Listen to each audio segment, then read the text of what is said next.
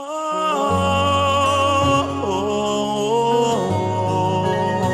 bless Nigeria. We'll believe in one Nigeria. Morning, our esteemed teachers. Good morning, distinguished ladies and gentlemen. I will crave your indulgence to stand on the existing protocol already established. But let me just very specifically welcome representatives of the Federal Ministry of Education who are here. For me, that is an indication of the importance attached to this program. So I would like to thank you very much for coming. Thank you anyway for also being here to support this program, which you were part and parcel of the initiative. We do hope that at the end of this program, we shall all be enriched for the betterment of our country, Nigeria. My paper is going to be very, very brief because I've been given 15 minutes to deliver the paper. So I would just like to run through it very quickly. Now, I've been asked to speak on the theme, right values, right living. Now, values define our attitudes. Values define our attitudes. And then our attitudes define our character. And our character defines how we live, how we walk, and how we interact with one another. So, let's take it again. Values, if you like, give birth to attitudes. And attitudes give birth to character. And character gives birth to your behavior and conduct. That is the way it is. So whatever you are today, whatever you are doing, how you are doing it, is actually defined by your values. This is very, very important. If someone is a thief, there is a value that is making him to be a thief. If someone is a good man, is a patriot, then there is a value that he has held onto that is driving him to be a patriot. It follows, therefore, that if we imbibe and practice the right values, our living is also going to be right. And therefore, for me, the contention of this presentation is that only right values can guarantee right living. If there is no right value, then it will be very, very difficult for us to live right. I think this is one important takeaway point that we need to know. Now, talking about character, your character, like I said, is a summation of your values, your attitudes. Now, there is something that someone said about character which I would like to share with you. He said, if you lose your wealth, you have lost nothing. Yeah, because nobody is going to carry wealth to heaven. So if you lose your wealth, you've lost nothing. Because you can still get that wealth again. Is that not true? If you lose your health, you have lost something. Because health is also very important. But the big one is this. If you lose your character, you have lost everything. You have lost everything. So wealth, if you lose wealth, honestly speaking, in the real sense of it, you've lost nothing. There are people who never had wealth, but they survive very well, live their lives, and die peacefully. If you lose your health, yes, you lost something. But if you lose your character, you have lost everything. And I'm sure you've seen people who have lost their character and have lost everything. So what are values? What are values? Values are simply principles or standards of behavior. They are principles or standards of behaviors. In other words, they can be considered as beliefs that motivate people to act in one way or the other. That thing that is making you to act in one way or the other is actually your value. If you see me and you greet me, you show me respect, then there is a value that is motivating you to do that. If you see me and you choose not to respect me and not to greet me because of my age, then there is a value that is motivating you to behave in that value. So that is what values does. And that is the definition in a very simple term. So what are some of the examples of right values? Hard work, honesty, patriotism, trust, discipline, respect, kindness, generosity, courage, confidence, etc.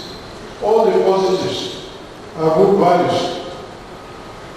Now, Section 23 of our Constitution, that is the 1999 Constitution, clearly has listed 7 core values.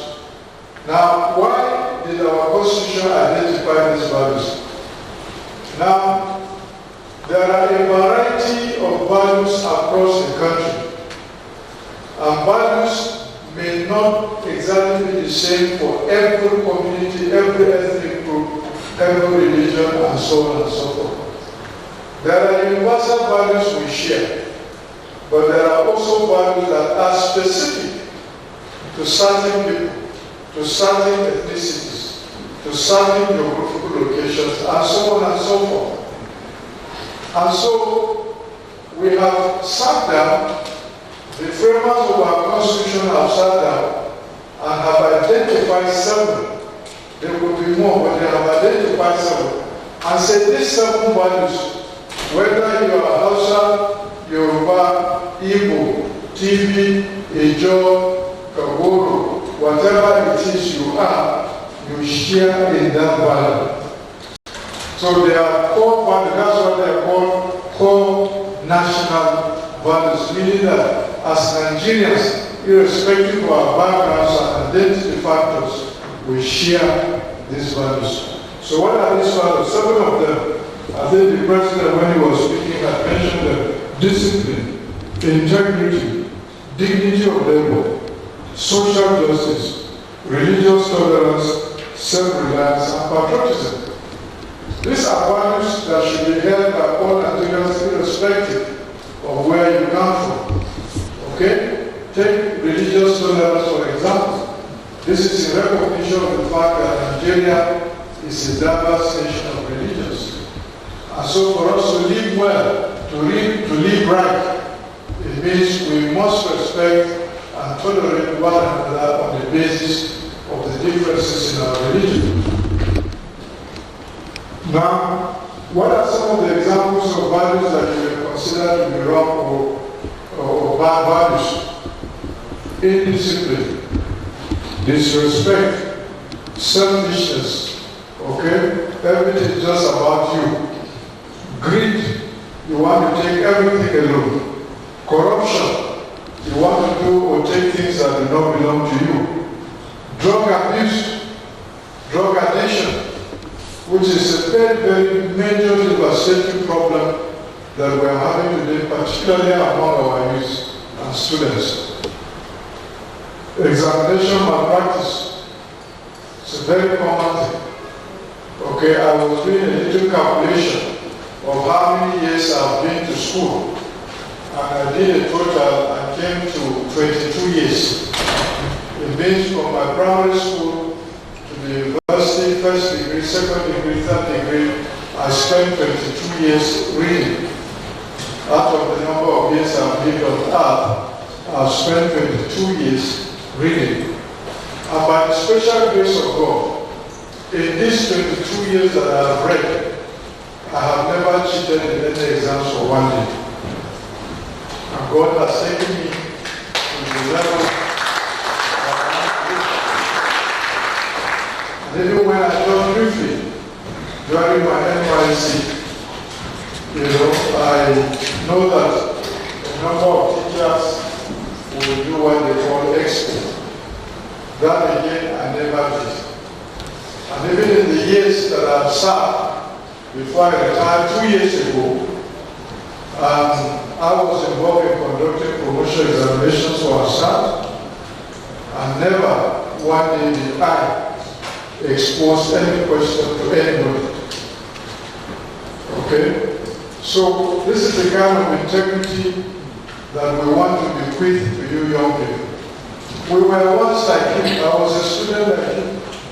I went to primary school. I was wearing uniform.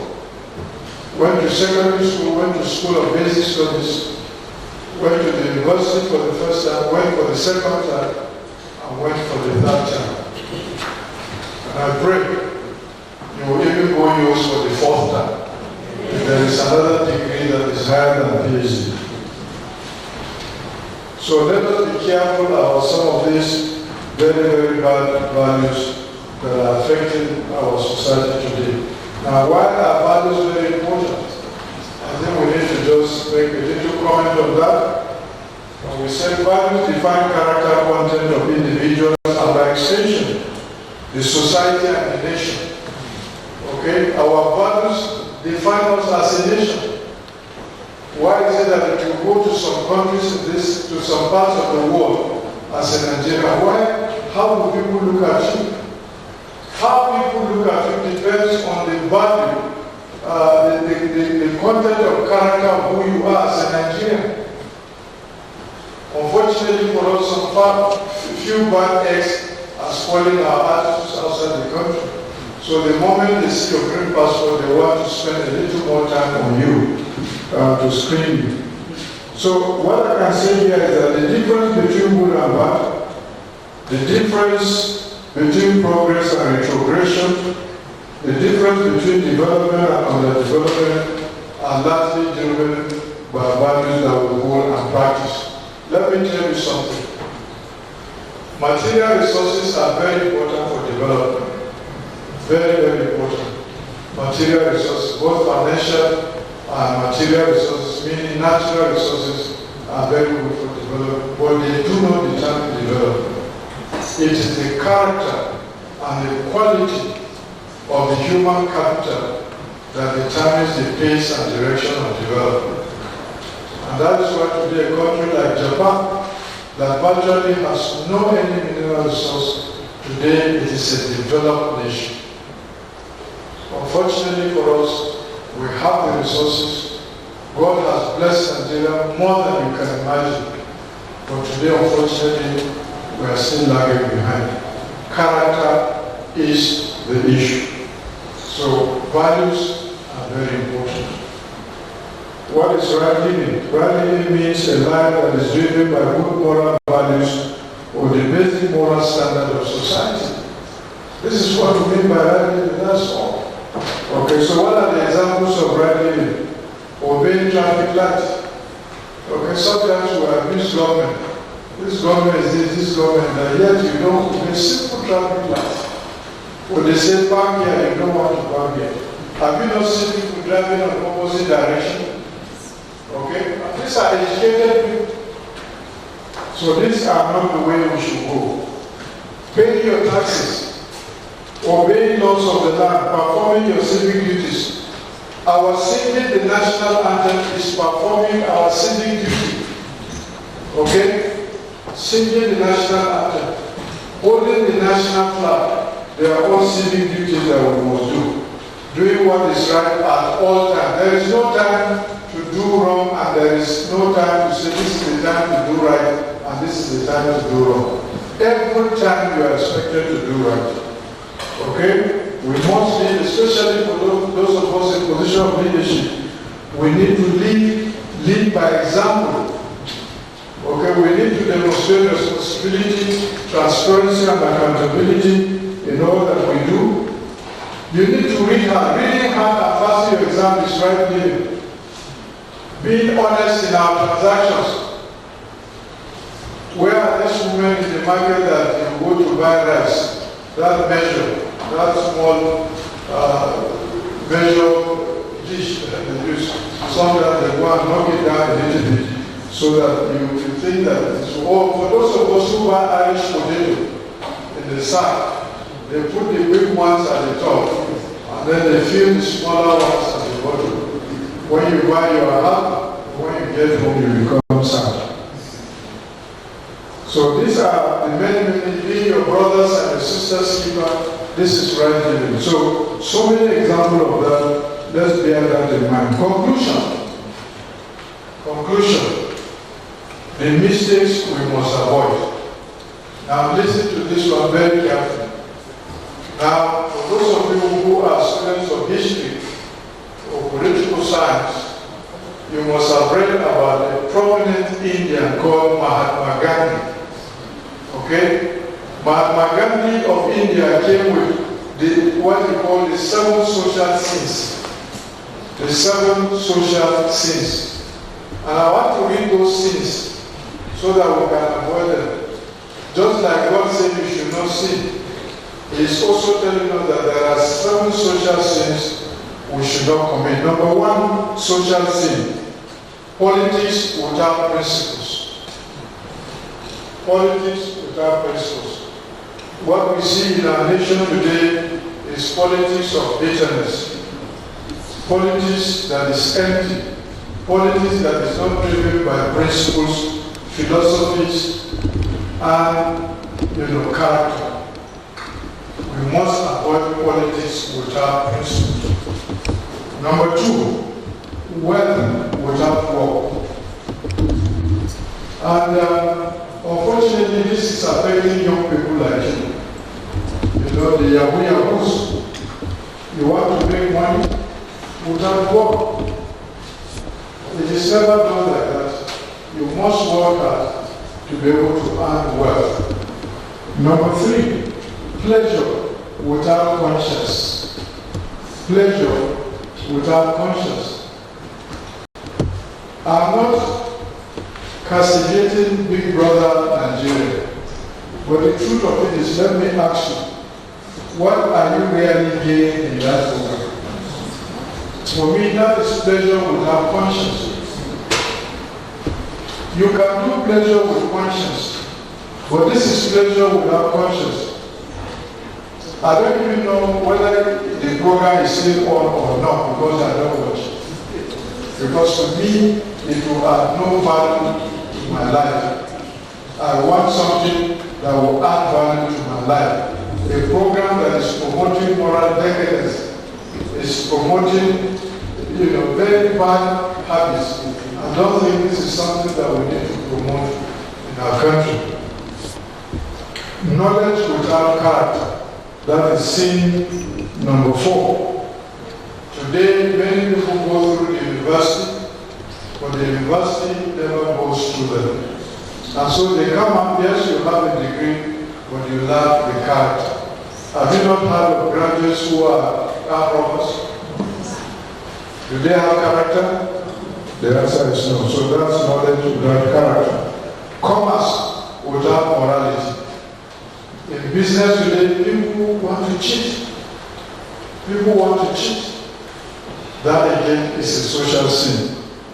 Science without humanity. Yes, God has given us the ability to create technology.